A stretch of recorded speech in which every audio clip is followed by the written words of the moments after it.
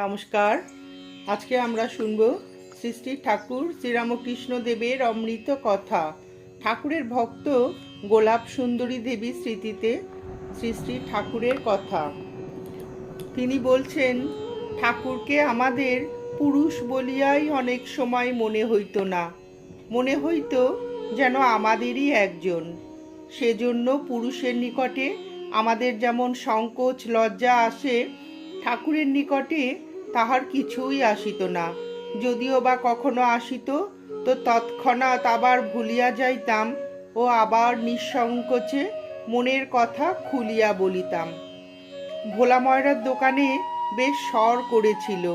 ঠাকুর সর খেতে ভালোবাসতেন জানতুম, তাই বড় একখানি সর কিনে আমরা 5 জনে মিলে নৌকা করে দক্ষিণেশ্বরে উপস্থিত। ওমা এসে শুনলুম ঠাকুর কলিকাতায় গিয়েছেন।